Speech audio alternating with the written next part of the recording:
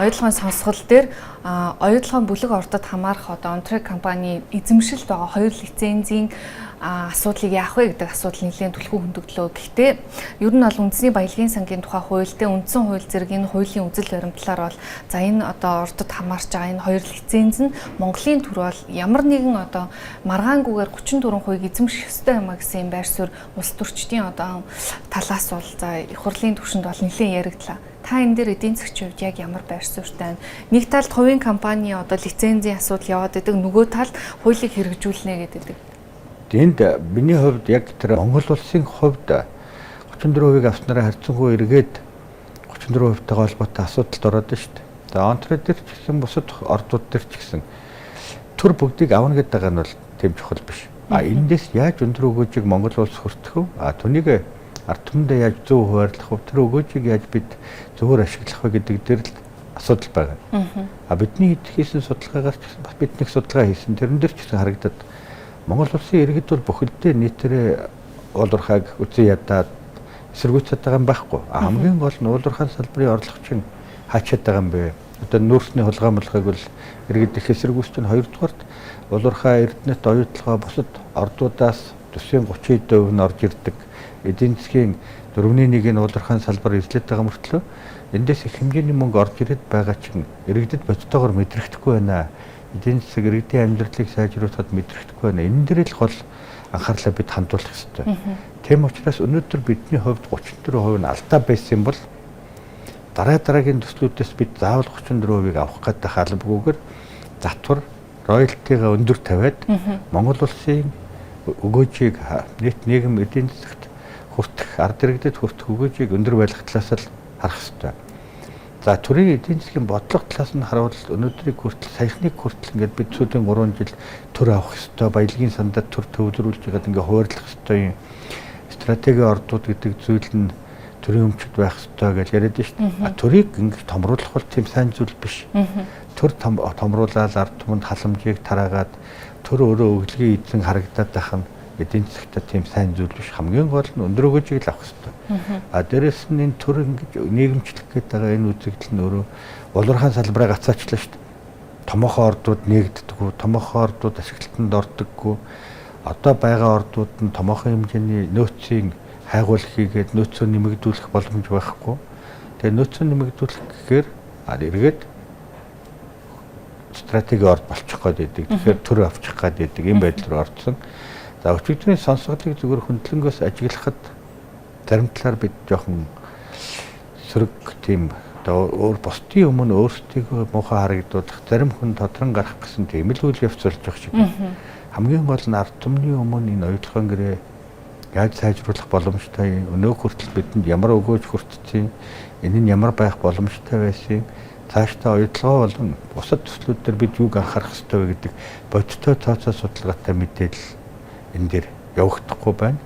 Зарим хүмүүс нэгнийгээ харлуулах гэсэн, зарим хүмүүс улс төрийн оноо авах гэсэн яг үнэн бодиттой яг ярьж байгаа хүмүүсийг нь бас үгүйсгэсэн юм л байдалтай хэлцүүлэг одоо сонсгол явагдаж байна гэж харж байна. Тэтгэврийн зээлтэй холбоотой асуудал сүүлийн хэд хоногийн турш яригдлаа. За тэтгэврийн зээл гэдэг одоо та нар шинэ бүтээгдэхүүн гаргаач гэдэг банкнуудад улсын хурлын гишүүдийн зүгээс тавьж байна. Тэгэхээр хөндлөнгийн одоо эдийн засгийн нүдээр харахад тэтгэврийн зээл гэдэг асуудал өөрөө хэдийгээр төв банкны зохицуулалттай одоо банкны салбарын үйл ажиллагаанд хамаарч байгаа ч гэсэн ерөн зүгээр энэ юу гэдэг энэ дээр ямар зохицуулалт байх шаардлагатай. Энэ дээр та ямар байр суурьтай? Бид бас нэг зүйлийг ойлгохгүй байх шиг надад санагддаг. Бид зах зээлийн эдийн засаг тэгээд төрийн оролцоо гэдэг хоёр юмаа сайн мэдэхгүй байх шиг байна. Ялангуяа тэр Монгол банкны төлөөлөл, банкны салбарын төлөөлөлтөд уулзж байхад улсын хурлын зарим гишүүдийн зүгээс гаргаж байгаа байр суурь бол төв банк болон төв банкны биедээс хараат бус байдал, төв банк ямар учиртай институт вэ гэдгийг бид нар ойлгохгүй байна. Хоёрдугаар банкны салбар гэдэг өөрөө хувийн хвшлийн үйл ажиллагаа руу шууд хүчтэй оролцож байгаа ийм байдал ажиглаж байгаа. Тэгэхээр тухайн төвшөнд бол бид энийг ойлгохгүй шүү дээ. Энэ төв банкны зохицуулалт гэдэг зүйл бол энэ банкны салбар өөрөө онцгой салбар. Тийм учраас улс орны эдийн засгийг дэмжих, дээрэс нь улс орныг хамарсан тодорхой хэмжээний эрсдэл гаргуулахын төлөө тодорхой хэмжээний улс орон болгон төв банктай бөгөөд түгээрээ дамжуул зохицуул явж идэг. Энэ нь бол улс төрийн хүрээний зүгээс болон төв банкны зүгээс тухайн арилжааны банкуудыг тийм бүтээгдэхүүн гарга, тэр нь тийм зээл өг, тийм хэмжээний хүүтэй өг гэж оролцох ёсгүй гэсэн үг. Энэ бол энгийнээр зүгээр талах зарж байгаа хүн дээр очиод чи талахныхаа үнийг буулгаа гэж хэлж байгаатай адилхан зүйл. Ер нь банк санхүүгийн товар үйлдвэрлэлийн гэж ялгаатай болохоос энэ бол хоёр өөр салбарт ажиллаж байгаа л хувийн хвшил шүү дээ. Тийм болохоор бид энийг ойлгох хэрэгтэй. Энэ дээр гол харах өнцөг бол хамтдуудын тэтгэр яагаад өнөөдөр ийм улс төрийн том асуудал болчих вэ? Нийгмийн том асуудал болчих вэ? Нийгмийн асуудал болоод улс төрчид тодорхой хэмжээгээр тэрийг үлгэж аваад байна шүү дээ. Тэгээд тэр нь баг зарим улс төрчдийн хувьд бол ард түмэнд оноо авах хэрэгсэл болчих жишээтэй. Тэгээд аргагүй ихэн төрөх юм нь улсын хурлын даргын төвшөнд дарган тэрийг хэлэлцэж өөрийн байр суурийг илэрхийлж явах жишээтэй харагдаж шүү дээ. Тэгэхээр тэр нь бол өөрөө сонир зүйл. Өнөөдөр яагаад ахмадууд юм ядуу байгаа юм? Бидний ахмадуудын дийлэнх нь яагаад ийм багах төтгөр авдаг юм? Өнөөдөр яагаад тэд зэлээс зэлийн хооронд амьдрах болцсон гэдэг энэ өнцгөл хамгийн чухал. Гэтэл энийг бид нар 25 жил хийж чадаагүй. 2000 онд энийг олж хараад тэтгэврийн нэрийн данс гэсэн. Тэтгэврийн нэрийн дансны тухай хууль баталсан. Дээрээс нь бид нар 2015 он хүртэл төрөөс баримтлах тэтгэврийн талаар баримтлах бодлогоо баталсан. Тэр үед 15 жил юу ч хийж чадаагүй учраас 2030 он гээ баталсан. Одоо байгаа 2050 дээр нь ч гэсэн яа харахгүй тэтгэврийн тогтолцоог сайжруулах тухай зорилтууд байдаг. Тэгэхээр энийг л бид хийх хэрэгтэй. Өнөөдрийн асуудлаа яаж дарах юм? Урт хугацаанд ийм байдлыг дахин гаргахгүй бол яах вэ гэсэн юм асуу. Тасаа хэлээ. Ер нь бол улсын хурлын зарим одоо гишүүдийн зүгээс бол төв банкны институцийн хувьд одоо ойлгохгүй тэгээ хараат ус байдалд нь бас хөндлөнгөөс ханалтж байна гэж байна. Тэгэхээр яг одоо бол мэдээж 12 дугаар сарын 16-нд төв банкны шинэ ерөнхийлөгчийн одоо нэр дэвшигчийн одоо нээлттэй сонсгол болох чинь нэр дэвшигчтэй сонсгол.